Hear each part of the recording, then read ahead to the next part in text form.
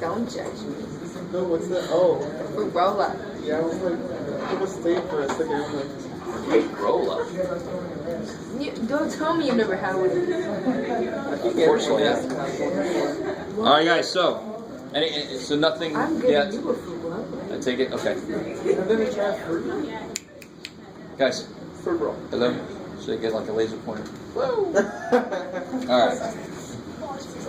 So 11.6, we talked about the ratio test, and I'm hoping that, it's beautiful if you allows me the explanation about it, and it helps you remember how to interpret the results. So who can tell me, what is the main idea? What does a ratio test kind of make something become? Who remembers? So the ratio test? It's a rate of the rate. Less than one. That's the value of it. We try and find the rate of how fast each. If L is more than one. What does it make it act like? What other series that's really Geometric. easy? It makes it act like a geometric, right? Because if I take this ratio, I'm looking to see what do I keep multiplying by to get the next term. And as long as that thing I keep multiplying by comes out how, just like a geometric. The constant multiplier has to be Less than less than one, sorry. 1. Right? I like it. I like Robert Downey Jr. Trivia moment. So if L is less than 1, obviously it's got to exist and all that kind of stuff. Converges. Otherwise, if L greater than 1, diverges. If L, too many L's. If L equals 1, You know Do something else. yeah, you did all that work just to figure out that you really need to do something else, right? If L equals 1, this test is not strong enough to tell. This test is relatively simple. Relatively. Most things is pretty simple. And so the trade-off is it can't always tell me the answer. So I know inconclusive is bad, but I really don't know what it means. It just means you have to use a different test. It means this test cannot tell you. You must go use a different test. So try something else. Maybe interval test, any other test. Okay. You'd have to go try it. Yeah. Direct comparison, limit comparison, whatever other test you could think of. Divergence. Yeah, that's maybe the first thing you should do. Alright. Oh yeah. Whoever teaches in here, the form really just does a number on it. That was ratio, right? Yeah, this is a ratio test. Because math people are very creative in how we name things. We said there's a ratio, it's called a ratio. Alright, so root test, I'm not going to get very technical with the root test. I want you to realize what the idea is behind this. So it's on that handout from last time. So you say the limit n goes to infinity of the nth root of an.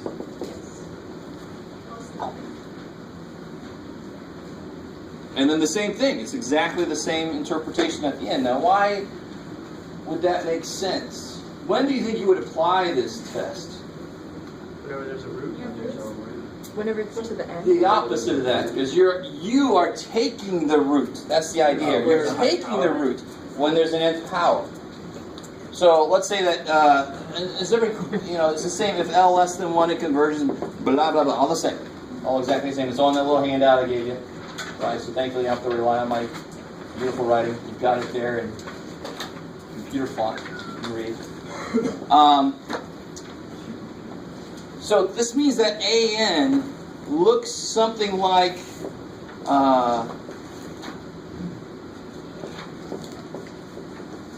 that. You have to be able to put it something like that.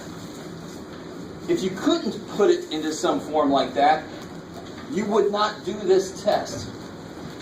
Does that make sense? So this test, very narrow range of when it actually will tell you something.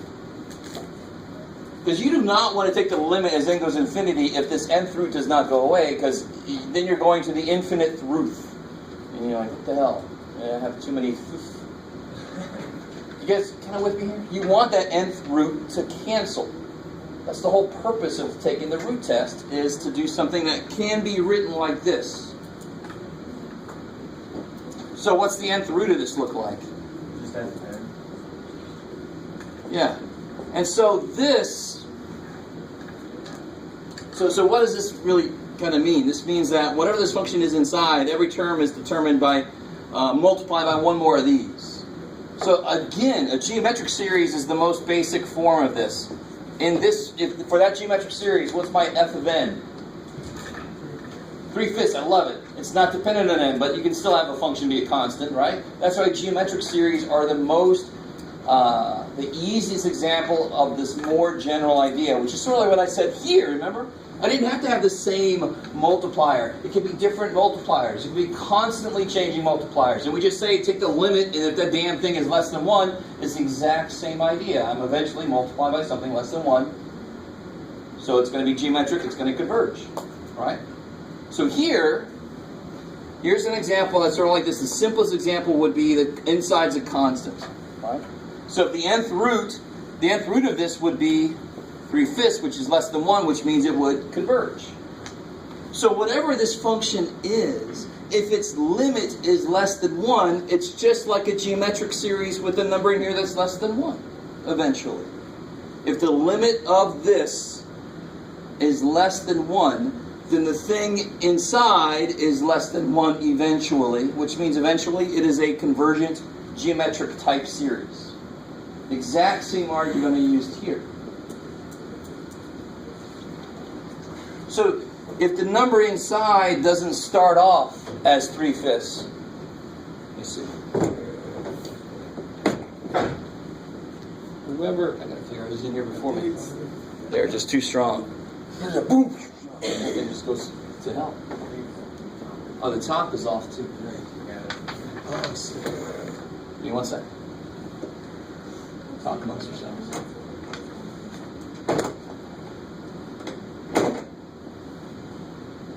Alright, that's a little better. This side's good. Alright, let's see how long that lasts.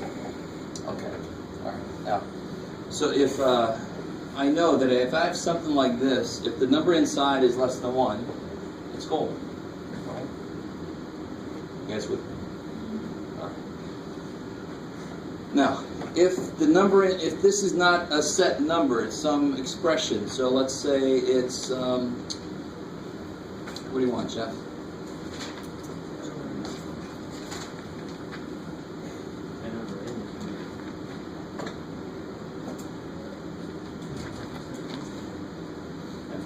I got it. That's bad, Jeff. I want, I'll just make something up. Alright, this is beautiful. I love it. This is perfect. And so this is let's really focus on this for a second. So here's the old stuff. Here's the ratio test. Let's look at this expression I just made up. So sum of n equals 1 to infinity of 3/5 plus 7 over n to the nth. So what's the first term? Let's start at, well, we can't start at 0, of course, right? So what's the first term going to be? 38 over 5. Yeah, because it would just be 3/5 plus 7. Cool. So 3/5 plus 35/5, yeah, so 38 over 5 to the first power. N is 1. What's A2?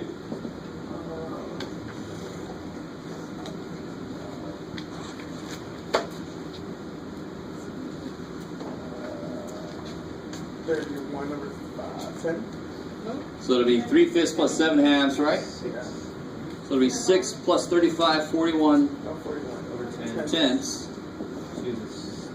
squared. So it's like 41 tenths times 41 tenths, right? That's amazing. And then A3, I should have picked a smaller number. But do you see how, if I keep going, I don't know why I would pick 7. Once I get to beyond 7, this will be 3/5 plus 7/8, 3/5 plus 7/9. And of course, the limit of this, at some point, this is going to become less than 1. And then I'm going to be multiplying by something less than 1. Over and over and over again.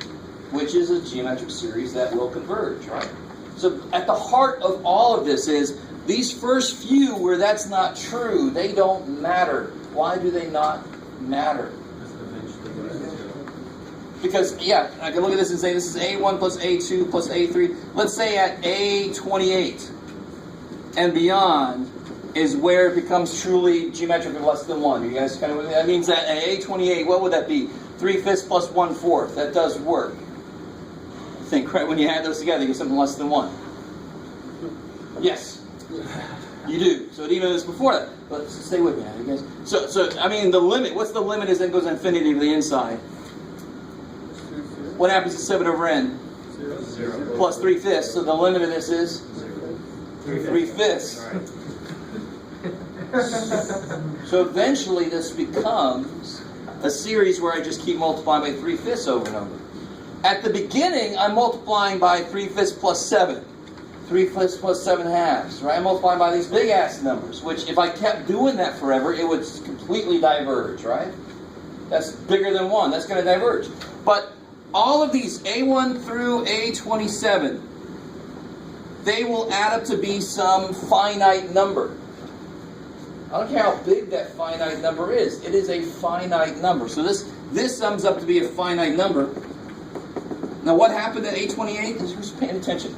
What did I say starts happening at A28? What's special there? This is going to be less than 1, which means from A28 and on, that becomes a series that will do what? Converge. So this all the way to A infinity, which I never want you, I keep forgetting to have this conversation. You never put infinity into something. You can't. That's why limits exist. Just please stop writing 1 over infinity unless it's like an indeterminate kind of form or whatever. But, enough of that. This whole thing equals what? What did you just say? That series will... So that means that sum is some kind of a finite number. So what's finite number plus finite number? Bigger finite number. Some bigger finite number, but all that matters is it's finite. It converges then. So who gives a shit what the series does for the first 18 billion terms? I don't care. Or 18 billion to the 18 billion power. That, compared to infinity, that's a blip that adds up to some finite number. As long as eventually it starts to become a series that will converge, then the whole thing, of course, converges. Yes, sir? You have to find the size. No. Thank God. Remember, geometric is awesome if it's a constant, it's a truly geometric series. This won't be truly geometric. Finding this guy's sum would be not easy. Yes, sir? So, if it was infinity, would it diverge? Yeah, if this limit comes out to be something greater than 1, then that means it never becomes a convergent geometric. That means it would diverge. I love it. So that's the other side of it. And if it equals 1. If it equals 1, we can't tell. We don't know. We don't know. Yeah. All right, so let's do a concrete example. It's always nice. Yes, sir? What if the n power is less than 1? If the what now? The n power is less than 1, so instead of the number getting smaller, it's going to start getting bigger. If the n power is less than 1, how do you mean? You know, it's 3 over 5 plus 7 over n to the n power, but what if that it's 1 over n? Or n. Oh, out here. Yeah. Then the nth root wouldn't do much for you. Right? I mean, so how do I solve that? Cube root of 8. Yeah, so cube root. And in fact, x to the n, how do I solve that? Take an nth root. X to the 1 over n. Let's say x to the 1/2. How do I solve that? Square both sides. So I'm not going to take a root to this, right? So the question is, what if my sum had a 1 over n up here? Well, then the nth root test, the root test, it's like, what the hell do you want me to do? It's not for me. You get the raise to the nth power to do something there, right? Yeah. So for the root test, would you momentarily ignore the power? You don't momentarily ignore it. You actually take the nth root. So let's do an example. Let me get one up here. Let's see. pick one off of here.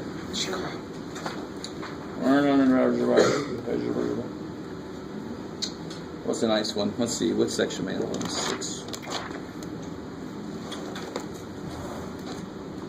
So what about? What's that? Oh, thank you. All right, thank you. Well, yeah, these are kind of nice. So this one.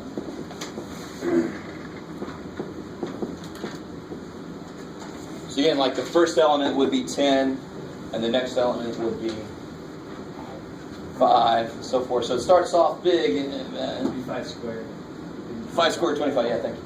And so forth, right? It starts off big and multiplying by larger than one stuff, but eventually it will do good stuff, yeah.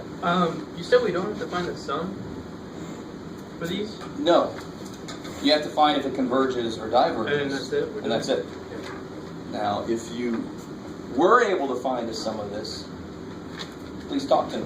I want to help you. No. Write a paper. Anyway, all right. So this is screaming that it wants to have a root test done to it, right?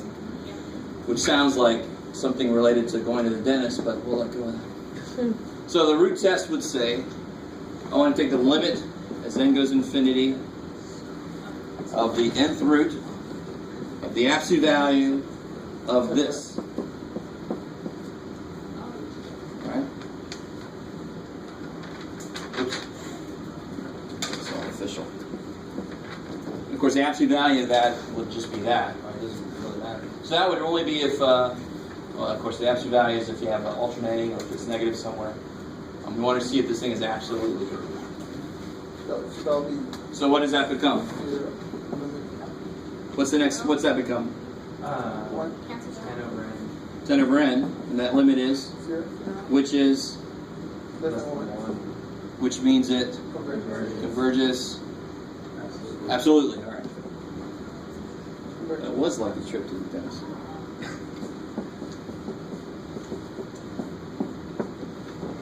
So we can say, I guess there wouldn't be any reason to think it converges conditionally, right? Because it doesn't have the alternating. So these tests and the series that these tests work with, they are more than a knife edge than that. That they either converge absolutely or they don't. I mean, you can see that in the results. Now, if it's inconclusive, that might actually be something that would converge conditionally. And that's the one place where those would kind of live, right? If the test works, then it's absolute, or absolute yes or absolute no. So would we ever have an alternating root? Would we ever have a series that had an alternating part that looked like that? Yeah. So we would, okay. Yeah, and the easiest way I can do that is just do that. See, that's alternating, right? But then the absolute value would just make it come out to be that. Alright. Cool. Can you explain that last part again? Which part? The last part where you said equals 0. Yeah, so the limit is n goes infinity of this. And so you're cool where that came from, right? Yeah. Alright, so that's obviously 0. The limit is, if I let n go to infinity, this goes to 0. Yeah. Oh. So nothing new. Taking this limit is not a new thing. It's just what I'm taking the limit of. How do I get there? That's the new part. And then how do I interpret what I get? That's the new part. But I love the fact that I wish I would have been taught this way. Because I had to come up with this the first time I taught this. I'm like, oh, well, that's what the hell it is. I never really knew. It's just freaking geometric. It's based off of the idea of geometry. And that's why the interpretation only makes sense. You want r to be less than 1. This is based on geometric, so you want your limit to be less than 1 for the same damn reason. Exactly the same reason. That's so awesome. Man, just people decided to leave this in. Alright. You try the next one. Try the next one.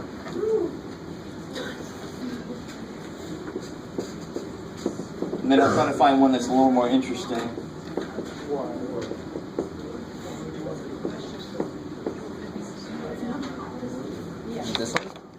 Yeah, that's the one from last time. Only the one from today, because I came in late. Oh, I haven't given one out today yet. Oh, But if you need one of those, you can take it. I think I All right.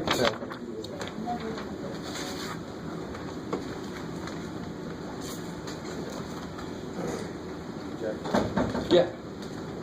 Where when you took that root test, how did the negative? Oh, I haven't given those out yet. Oh, this Not yet. oh, this one. Sure. They have something wrong. They got something. What's that? When you took the root test, how did the negative? Oh, I'm sorry. I added the negative later. If it would have been a negative, somebody said, what if it was alternating? Then the absolute value would have killed that alternating piece. Yeah. So we have an alternating piece also. Yeah, the absolute value is built into the test. It's the nth root of the absolute value of a. Okay. So then your -1 dependence, if there is one, you just toss it. Now where it sucks is if you have a function like cosine, which is sometimes negative, so you just have to leave the absolute value around it. Do you understand? And then you hope to God, I mean, well, maybe we'll do that one next. I'll try to make one up. That's always exciting. Yes? Are you going to specify which Just like always, I'm going to have on the test, I'll have a section where I say use this, and then I'll have a section where it's do it. And you just got to figure out, which is why 11.7 exists. So you get practice on figuring out what to do. All right. This one still isn't that bad. I mean, before you learn the root test, trying to do this would be impossible. The ratio test would be truly disgusting. I don't know if you guys can see that. I mean, the ratio test, what it would look like n plus 1 over n plus 1 to the n plus 1 times the reciprocal of the original. I mean, and nothing really cancels. Oh my God. So let's thank the math gods that they came up with this. So I take the limit and goes infinity to the nth root of the absolute value. Why don't we use that? Why don't we use X? Because x means it could be too many things. Or And n cannot? is a subset of the natural numbers normally. Oh, okay. Yeah. And then what's the next step look like? And ln of n over n. Good, because the nth root and the n power cancel, which is the whole purpose of this test. Absolute value. Oh, and why do I not need the absolute value? So It's not negative. Because for the n's we're talking about, those are both at the least 0, right? I mean, at 1, what's this going to be? 0. 0, because natural log of 1 is 0. So it's never negative. I don't need the absolute value anymore. Now we'll get there. If I put in there an x, Why? we'll get there. Why would you do that? Because I wouldn't want to know. And you have double. The reason you would do that is you want to see, for example, this problem. I could put an x where the 10 is, and then try to figure out, well, what numbers could I put in there where it would work? Maybe it comes out, I could put any number I want to in there. So I try to figure out an interval of x values that would work. Now, why am I talking about this? Because that's actually a future section. It's the entire purpose of the future section. It leads to negative infinity to infinity without including infinity, right? Well, yeah, no, you never include infinity, because if you did, Yeah, that's true. you got there. And then tell me about that too. If you still can. I think at that point you're pure energy. I don't know. I made it to infinity. Poof. You know, that's like that last scene in Powder. Ah, poof. Yeah, I never did see that movie, which I think is probably a good thing. And what's this limit? Yeah, you could do L'Hopital's. At this point, we should have seen this enough. You got to start understanding. I'm going to become a little bit more lenient, and I almost hesitate to say that because some people go, "Oh, he's going to take a hit." Sweet. But I mean, something like this, natural log grows so slowly, n's going to beat it out. It's going to go to 0. Or you can do L'Hopital's to show it for sure, but that's definitely going to be 0, which is less than 1, which means that this converges absolutely. So, forget. It's on the end of some kind of show. I can't remember. If we had to keep the absolute value, it will be convergent. Yeah, if we had to have an absolute, so in the future we'll get stuff like this. And we'll force it, and then we solve it. And that's going to be telling us what x values will work. So it won't be absolutely now. The absolute value won't be able to be taken away because I don't know what x is. So this number could be negative, right? So why was I able to take the absolute value away? Because I know what these numbers are. They're all at least 0, so I don't need the absolute value. So let me make a little more interesting one. Cosine. Yeah.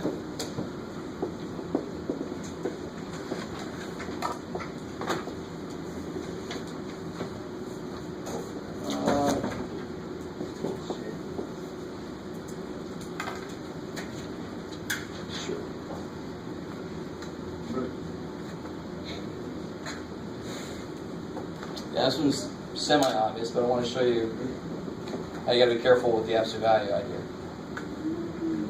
Because cosine n can be negative or positive, right? It's just not at set intervals, so it kind of sucks. So when I go to set this up, this is, anytime you can put an nth power on the very outside, that's just like, please do root tests. I mean, that's just telling you to do the root test.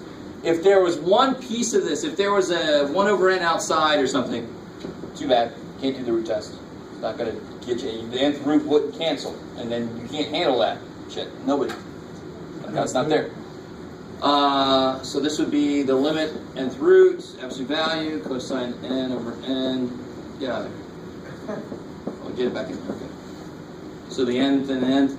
But now I have to write this as absolute value cosine of n over n. But the key thing here is what? Why is this not a concern? I mean, what does the top do? Does the top Oscillates. oscillates? But it oscillates between 1 and 1 and 8. yeah, well, the absolute value, so 0 and 1. I like that. Right? Which means the bottom is going to kill it. Pick any of those numbers, and the bottom going to infinity is going to make, I don't care which of the top, it's going to go to 0. Right? Especially if the top is 0, which it is sometimes. You guys kind of with?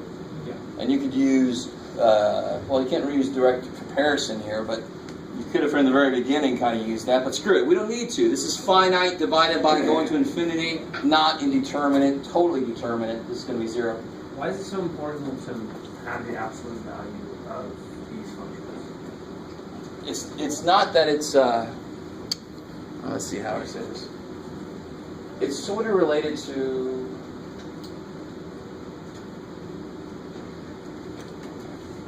well, for one thing, it makes it possible to handle situations where the thing is not periodically negative. It's just negative at weird intervals, right? Okay. Because there's no way to really, the alternating series test couldn't do a damn thing with that. The alternating series means it has to alternate perfectly, right? The other thing is, I mean, for the root test, it's kind of obvious because I can't take the nth root of a negative number. Okay. Because the n sometimes would be even, and then it would come out complex, and that's no good, right? And the ratio one is it's more directly related to the, we had to do an absolute value of r to say that it could be negative or positive.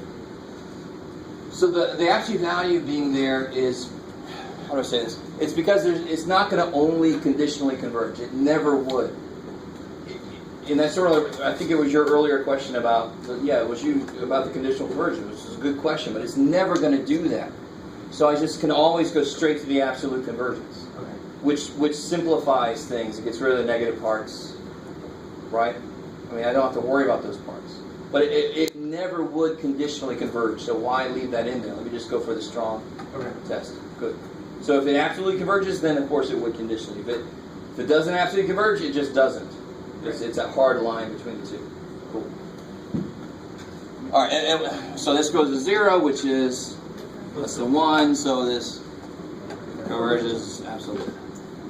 In general, I totally understand why the limit equals 0. I think in the book there's something similar to this, and they say it's less than or equal to 1 over, because that's the most equal sign or sign of n from b. Yeah, but that would be a direct comparison that they're applying to a series. There's no direct comparison test for limits. Fair enough. Does that make sense? And there sort of is. It just we haven't formalized anything like that, have we? So no, and we don't need it. But I mean,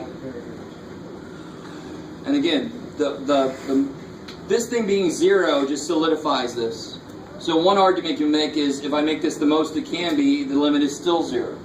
So you can kind of argue it like that. Yeah. But you don't need to. The top is finite. That's all that matters. Which means it's not indeterminate. Which means it's determinate. Which means you can determine the answer. That's the whole reason we call it that. Cool. All right. So let me give you this. Let me let you look this over for a minute. Are we gonna have examples where it's not convergent absolutely? Say again? Are we gonna see something? Yeah, I know everything we've done so far is convergent absolutely. Yeah, I know. are we gonna have something that's not? Totally, of course. Yeah, all that would require, if I would put n over 10 in that first one, the limit of n over 10 would be infinity. I mean, it's, yeah. So if that, let me give you a really easy example where it's not 0 or infinity. It's nice for it to come out to be a number. So it's not an extreme case. Let me let you look this over. This is my attempt to help you with section 11.7. You can have this sitting next to you as you do that homework. This is just summarizing all the different methods we've done so far. And I put little notes next to each one.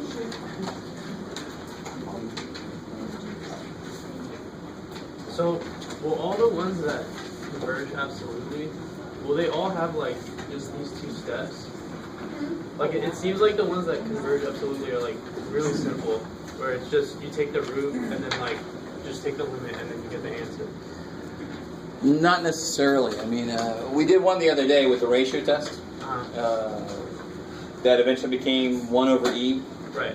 So it all depends on what it looks like, what's left over. The nice thing with the root test is it kills all your n powers, which normally is where weirdness like that comes in. Yeah. With the root and the ratio test, there would be a situation where once you find the rate, or once you find the ratio, you would then have to use like a limit comparison to find if it actually goes to. Once you now come at me again. So you're using which test? Probably the ratio test. Once you've set the ratio, or once you've done the root, you're no longer talking about a series. Right, I understand that. So no series methods can be applied to them. Would a ratio ever come out like 2 plus 3 over, or 3 to the n over 4 to the n? Would a ratio ever come out like that? Sure, but that limit is easy. Right, yeah. Right? So if I had the limit... You still kind of have to use a limit comparison. No. So this would be the limit.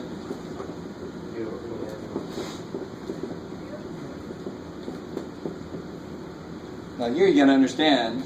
Now this also comes from the you could actually, here's the funny thing. I've asked a couple questions sort of like this, where we first figure out the series converges, and then I ask you, what does that mean about the sequence? I've asked that kind of question before. It was on bonus and somewhere else before that too. So I know that this series would do what?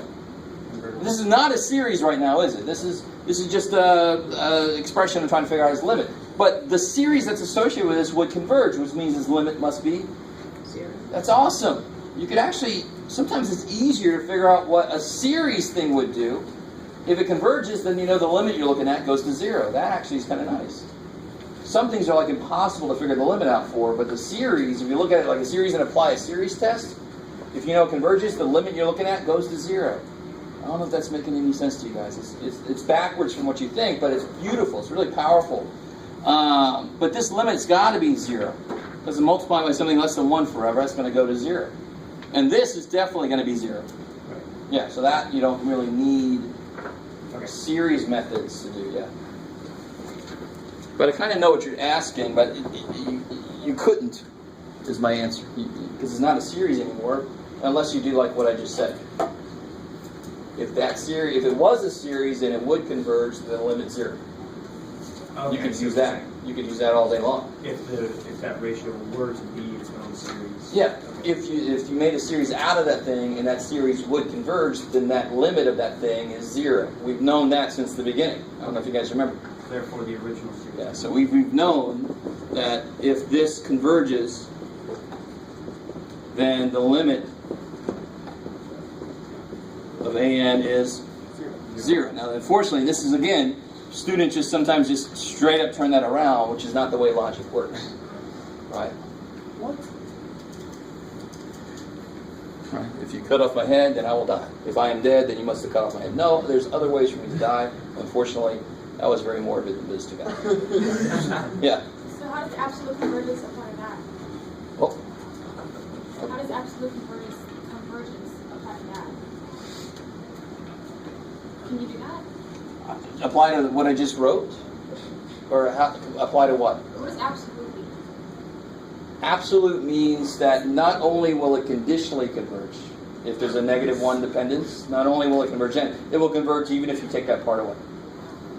Which really is akin to taking the absolute value, right? Which is one of the 2 reasons we call it absolute. We take an absolute value, so we call it absolute, and it absolutely converges, because no matter what, it's going to converge. Yeah, cool. Now something like this, real quick, just to kind of, if I took the -1 dependence away, would that converge? No. No. So it's not absolutely convergent, because if I changed it by taking the negative stuff away, it won't converge anymore. So it's not absolutely convergent, it's conditionally convergent. All right. It has to have the negative condition. So, yeah, it has to leave the negative part in there. You can't take it away. That's why it's conditionally, and the condition that you leave that in there for it. Poor little dude. All right. So real quick, what was the one I was just looking at? Oh yeah, this one looks gross. I like it. I like it a lot. So that's straight out of the section of homework.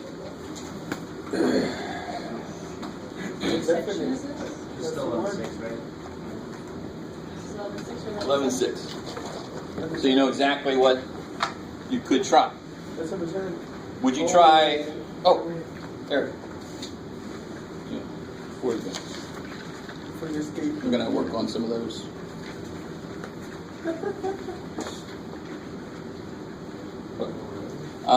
So what would you do? Would you do ratio test? No. My God, no. Lord, no. Anytime you have n's inside of an nth power, you really want to stay away from the ratio test unless you have to. Right? I would never make you do that, though. Yeah, you totally want to do the nth root. Now, this is a lot more interesting one to look at. When I take the nth root, what's going to happen? You're going to get 1 less n. So I take the nth root of the absolute value. It's your fifth power. Yeah, good. So what's going to happen? The nth root and the nth power cancel, so you're left with, get in there, absolute value, of, good, 2n, because the absolute value kills that, to the fifth power. Let me ask you this. Is raising something to the fifth power, is x to the fifth, is that a continuous function? Yes. I love that. You guys are so sweet. Polynomials have to be continuous. Yes, so don't overthink that. Don't think it's a trick. It's a freaking polynomial. It's continuous. Which means I can take the limit inside, right? That whole idea. Or like some of us just go to the end straight away. Don't even think about the 5, but it's because it's continuous. So what would the limit be on the inside? 2. So you still have a fifth power out there, right? So the limit of this is 2. The fifth power is still there. So really, let me write this next step out fully. This would be the limit as n goes to infinity of 2n over n plus 1. All of that to the fifth power because I took that inside. That limit is 2, so it's 2 to the fifth power, which is 32, which is Not less than 1. which is greater than 1, Divergent. which means it diverges.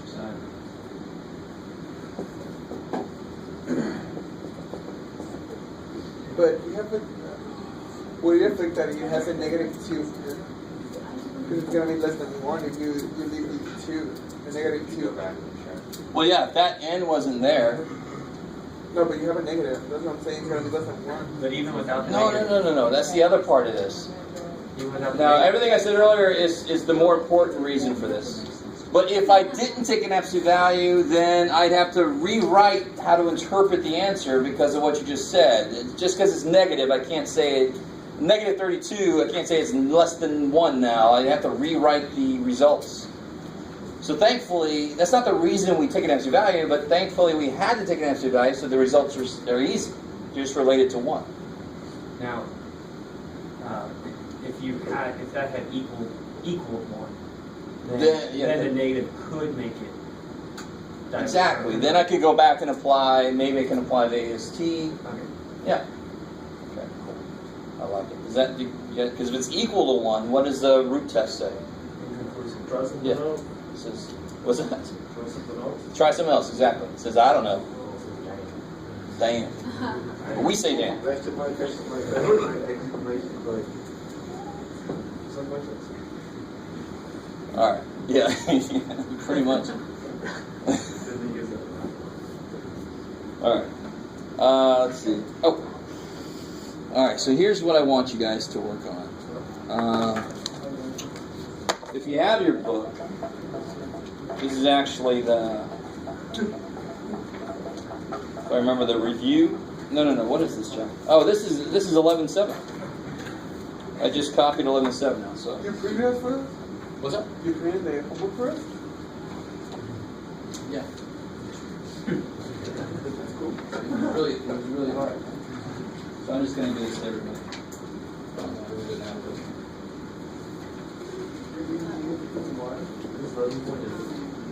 So I want to first work with you guys on picking out specific ones that'll work with certain tests. So would you say that we're going to do homework check? Possibly. Thank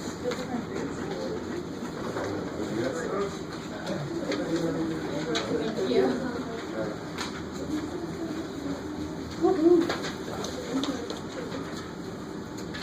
So it's schoolwork.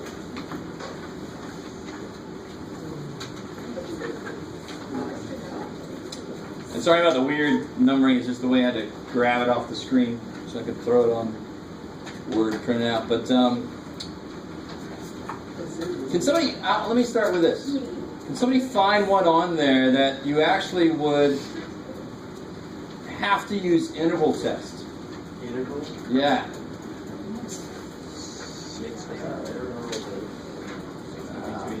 What would you do with 6, number 6? Well, again, that limit is what? Which means what? Thank you. If you take the limit of series elements and they're 0, that's just the first thing to say, oh shit, maybe it converges. I got to check now. I mean, you haven't actually done any work yet. You're just seeing, is it worth it to try to do any work? Right? When you take the limit, if it's not 0, not worth it to do any work because I already know it diverges. If it is 0, oh shit, I got to do some work. Otherwise, this is the world you want to live in. I understand. We wouldn't have any of these tests invented. We would just do that. There would be no test needed. But it's too bad for you. It's just the way. 7, I think we can. 7? Yeah, 7 looks good for interval test, right? All right, do it. So try number 7.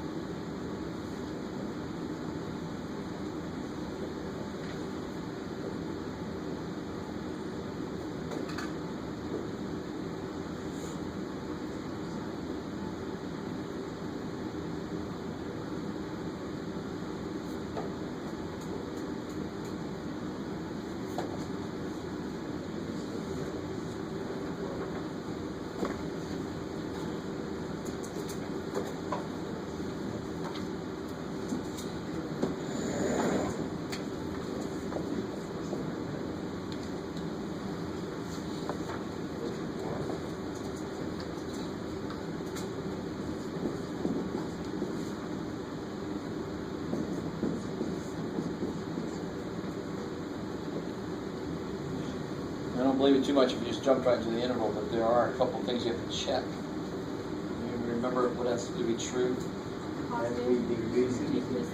Good. Positive and decreasing and continuous. You told us that you're going to do a test to be assumed. It's true. Well, and it's 2, so it's good. Never a good idea to assume.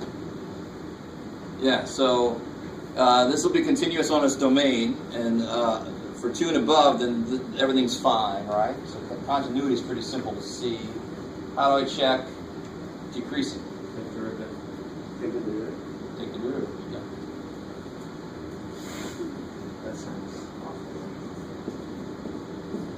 Let's rewrite this a little bit. So this will be Negative n to the -1, and ln of n to the -1/2, right? Simple. Yes. Take that derivative. I understand this, you guys are like, what? -1n.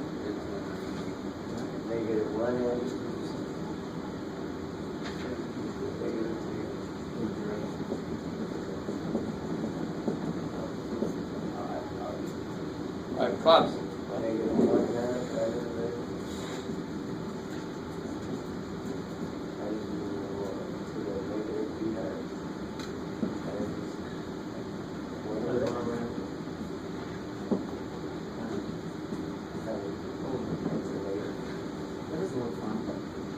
That's awesome. So then you get negative 1 over, who cares, really? This is positive under there. Well, let me be careful. There's a negative sign. Yes. That's going to be positive, that's going to be positive. That's all that matters here. I'm looking, what am I doing the derivative for? I want to see if it's, so I want to see if the derivative is less than 0, negative.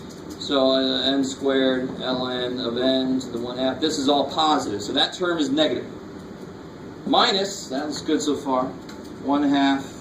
What do I have here? I got, everything's on the bottom.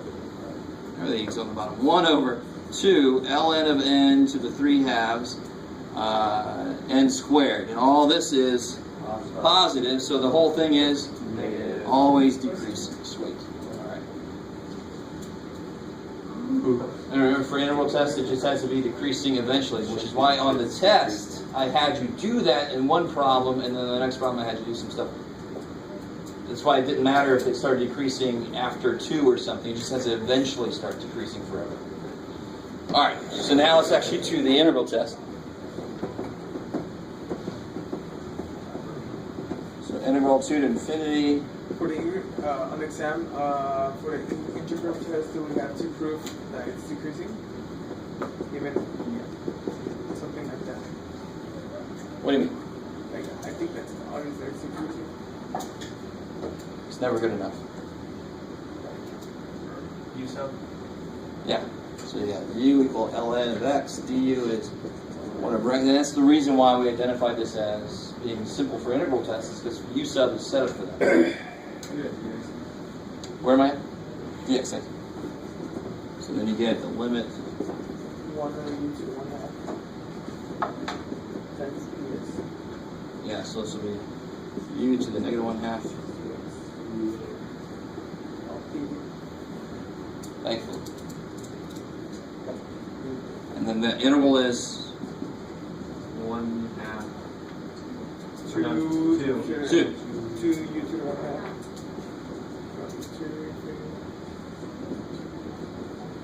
So as the limit as t goes to infinity 2 of 2 ln x. And of course, when you plug a t in, you let it go to infinity, it's going to go. So what does this thing do?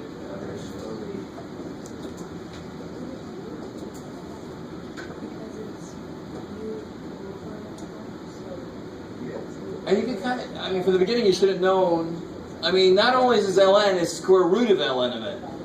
1 over n diverges, and ln of n by itself isn't enough to push that over to be like closer to n squared or something more than n to the first. How am I looking at it? I'm trying to look at this like as a p series. ln of n by itself is not enough to push n to the first a little bit to make it convergent. So square root of ln is definitely not going to, so we just kind of verified that.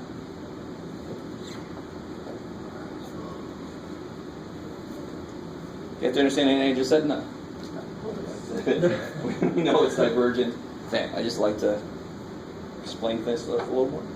All right, let's go to something more recent. Which one of these would be good to use ratio test on? And if you look at your little cheat sheet, what is ratio test really good for? Powers, so 10 maybe? 8. 8? Factorial. Yeah, let's look at number 8.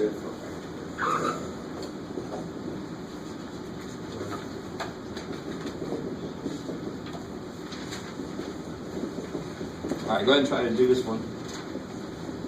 So we identified this as ratio.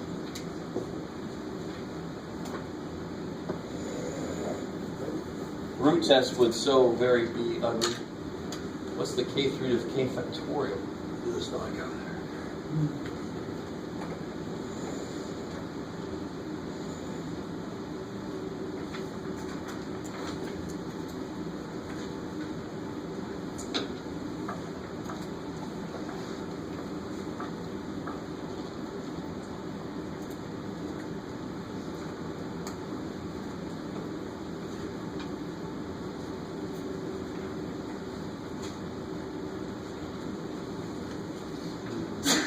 Bless you. Bless you.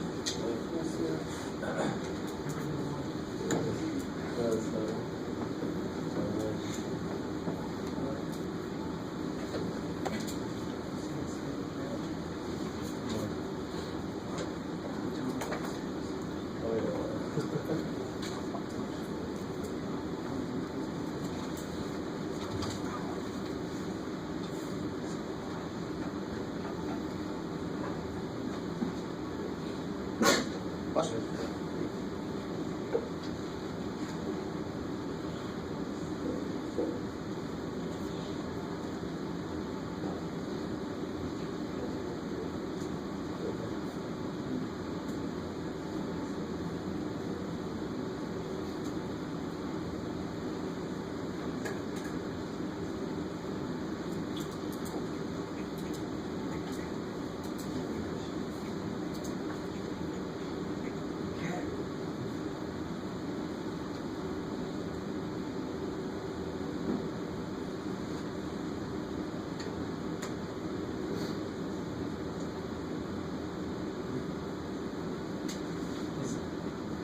Is it factorial for just k, right?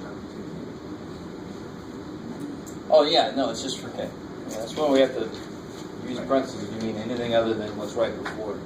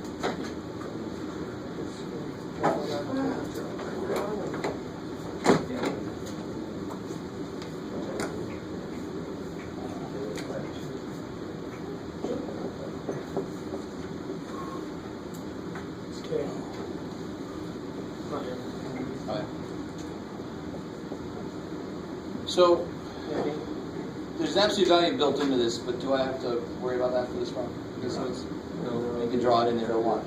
So just be smart about that. What do I put first?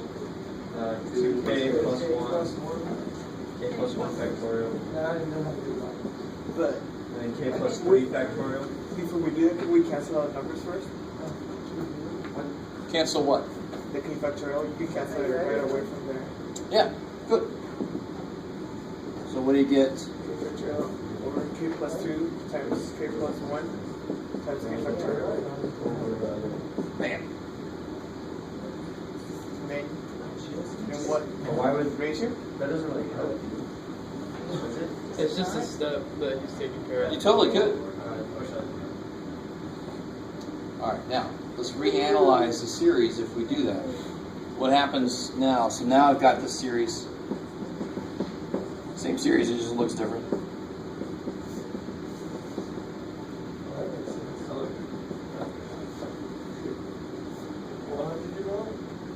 So again, k plus 2 factorial, how would you start to rewrite it? K plus 2 times k plus 1 times k forever. So let me just, I get tired, so I put an exclamation. Say, it keeps going like that. But then I've got all of this all the way down to 1. It's up here also, so they cancel. I like it. I don't know, I just need to notice. I do. K squared plus 3k Now, plus 2. what do you always, it's just like when I first teach factoring, like try GCF first. I always try GCF first. What do you always try first here? That's what you just said, Jeff. No.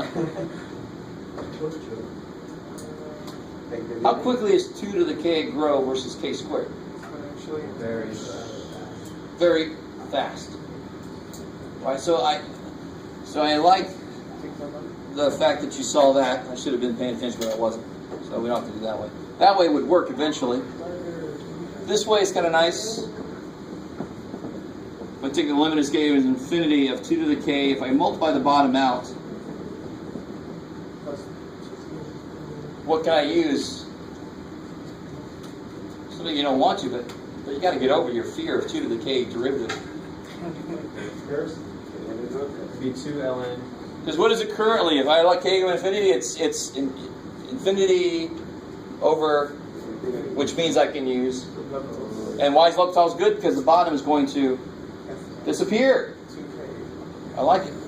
So if I use L'Hopital's, what's the derivative of 2 to the k? It's a. No, come on. It's not x to the power. No, it's not. 2 ln. ln of 2. 2 to the k, ln of 2. Any exponential is itself. It's just the only one that didn't have the ln piece is the one where the ln of it is 1, which is ln of e. That's why e to the x is its own derivative. It's got ln, but it's ln of e. So it goes to 1. Everything else is 2 to the k ln, something to the k ln of the base. That's what it always is. Over 2k plus 3. Still indeterminate. Do L'Hopital's again. So I get 2 to the k ln of 2 square. Right? Because I get another ln of 2, right? You don't have to take the derivative of the ln of 2. It's a constant. And then the bottom I get 2. And of course the only k depends on the top, so this thing is going to go to Infinity. So the test for divergence tells us this diverges. Could you do it the other way? Yeah, sure. So let's see, it'd be You end up having 2 times k plus 1 over k plus 3. times this thing turned over, right? It's a to the n plus 1, well, you know, it's k's now. A sub n plus 1, a sub k plus 1, divided by an, so it's times the reciprocal, right? K.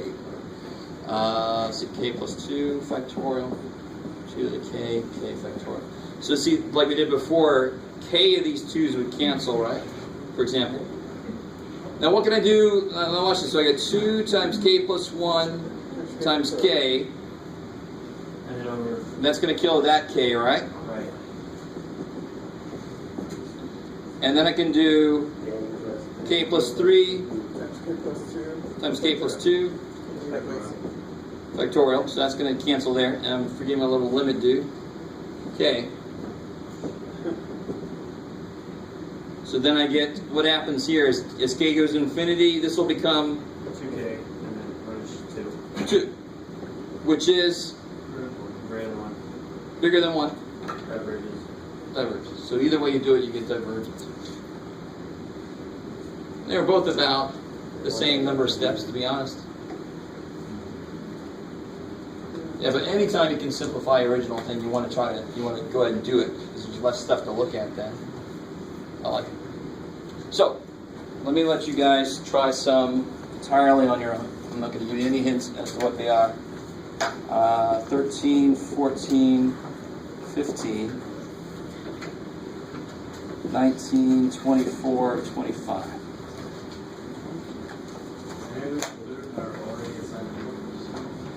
What's that? Is any of this already included or already? I don't know. You can check it out. You might get lucky.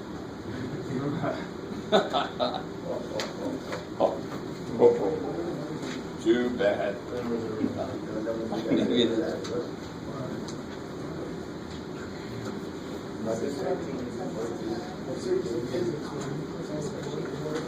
Yeah.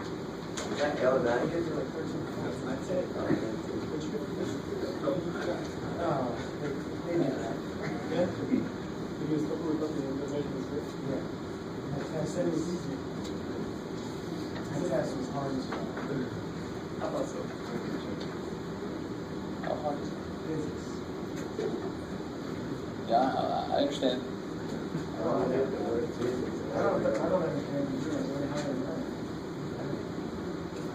I love it. Physics is math you can touch. It's test without measurement. No, you can touch it. You might die. You can still touch it anyway. I didn't say anything about your safety. What about muscle plates? Maybe it's better I'm not teaching physics. Touch that. Oh, you. Sorry. One last thing to create. That's caught on video. What about muscle plates? None of you can die. Don't die anybody, because then they're going to blame me. Video evidence. What about the muscle plates? Higgs boson? Yeah. Large Hadron Collider. Yeah, but That the one station in Britain, they misspelled that. Oh yeah, I saw that. BBC, right? Hadron, they put the R in the D and stuff. So printing membership. No, you can't do that. Plus sign. So it's just going to be left over at the end. And once you put a limit, you can see the ratio. Don't worry too much about that part. Cancel out the other stuff if you can.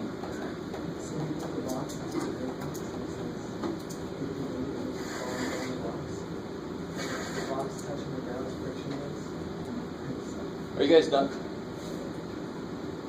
You gonna come up and show? No? Alright.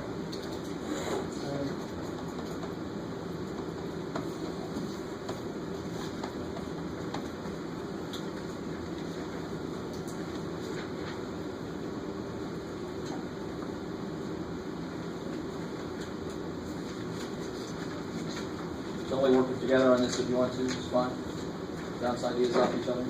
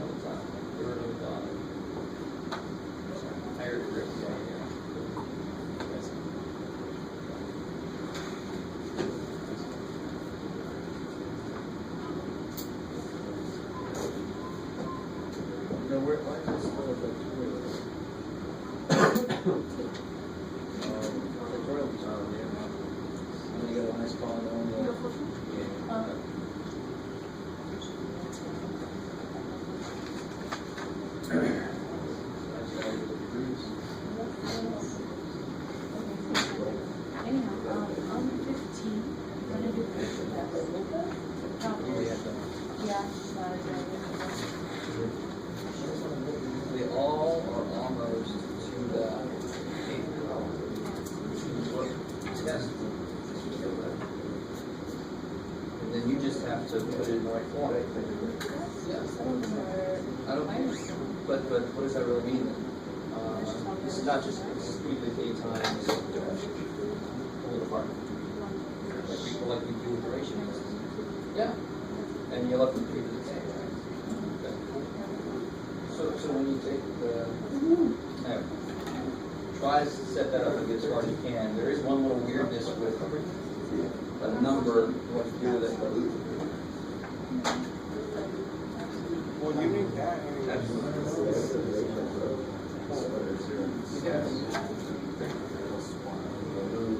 Which really means integral grows fast enough, faster than these two together. It's interesting. Yeah, so what I did was I just So like if I ask you what's the limit as n goes infinity of this, locus also is running high, right? But since we know the series converges, I know the limit of this is 0. That's like what I was saying earlier. I can't take the limit directly, but the series actually grows. That means I know the limit. Okay.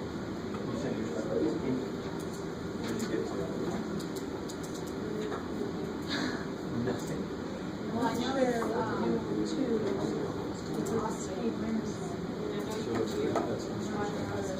Oh, so we choose 2 to k times -1. Are you using a root test or a ratio? Just, some are like intervals. And what can you do with constants that are inside the intervals? I think for number 14, should we do the ratio test? Because the top isn't to an n power. Look at number 1 or 6. Yeah, exactly. 14 is just crying out for direct comparison. Because somebody said sine of 2n is finite. Now I know it's something you got to be careful about is it requires the positive terms. So you just test for absolute convergence. I know this bad boy is going to converge, period. You with me? Yeah. It doesn't require the negative parts of the sine. So take the absolute value of it. That's not going to put it. 0 to 2. No. 0 to 1. Yeah, the 2 inside just changes the frequency. You do it. For 2, we're going to do the comparison. Totally. Because it's trying to be 1 over 2 to the n.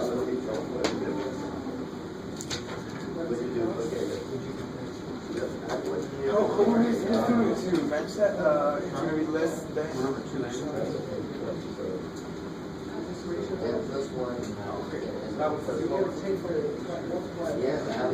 That's what we're going to do to compare. What's that? What do you got to use? Equal.